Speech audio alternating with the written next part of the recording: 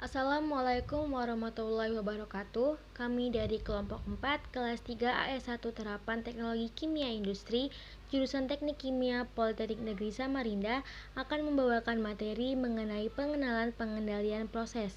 Semoga bermanfaat.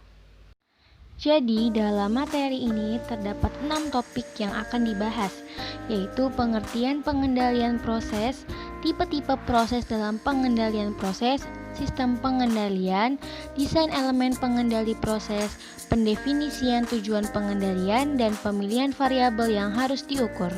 Pengendali proses merupakan rekayasa yang melibatkan suatu algoritma serta mekanisme untuk mengendalikan sebuah keluaran dari proses dengan hasil yang diharapkan. Sebagai contoh, temperatur reaktor kimia harus dikendalikan agar menjaga keluaran suatu produk.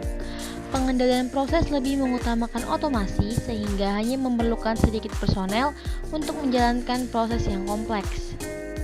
Dalam praktiknya, sistem pengendalian proses dikarakteristikan dalam bentuk, yaitu 1. Diskrit, ada pada aplikasi pengemasan serta manufaktur. Sebagian besar proses manufaktur diskrit melibatkan produksi bagian produk dengan secara diskrit, seperti pembentukan sebuah logam. 2. Partaian, ada beberapa aplikasi memerlukan digabungkannya bahan-bahan baku spesifik dengan cara tertentu dengan jangka waktu tertentu agar dapat menghasilkan produk samping atau produk akhir, contohnya pada produksi makanan dan obat. 3. Kontinu, terkadang proses produksi berjalan dengan terus-menerus tanpa terhenti.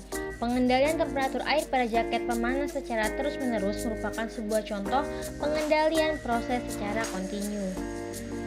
Sistem pengendali diterapkan untuk memenuhi 3 kelompok kebutuhan, yaitu 1. Menekan pengaruh gangguan eksternal, 2. Memastikan kestabilan suatu proses kimiawi, 3. Optimasi kinerja suatu proses kimiawi.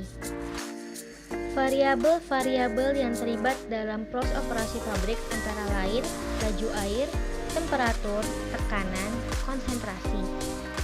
Variabel-variabel tersebut dapat dikategorikan menjadi 2 kelompok, yaitu variabel input dan variabel output.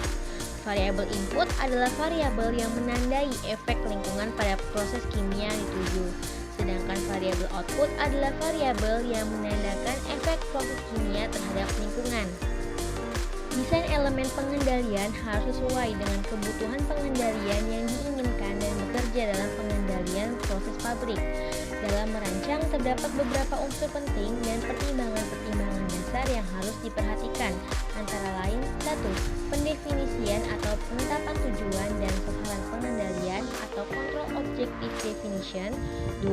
Penentuan variabel yang harus diukur atau measurement selection. 3. Penentuan variabel yang akan dimanipulasi atau manipulated variable selection. 4. Pemilihan konfigurasi pengendalian atau control configuration selection. 5. Perancangan sistem pengendali atau controller design. Prinsip utama penerapan pengendalian proses pada pabrik adalah untuk memastikan kinerja suatu proses kimia, memastikan kestabilan suatu proses kimia, dan menekan gangguan eksternal. Pada awal perancangan, sasaran pengendalian atau kontrol objektif didefinisikan secara kualitatif. Selanjutnya, tujuan ini dikuantifikasi dalam bentuk variabel output.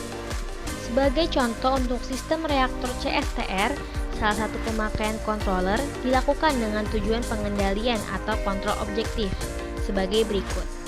Terdapat beberapa jenis pengukuran variabel yang dapat diterapkan untuk pengendalian proses. 1. Primary measurement. Bila memungkinkan, sebaiknya pada pengendalian proses harga variabel yang menjadi objektif pengendalian harus diukur atau dimonitor.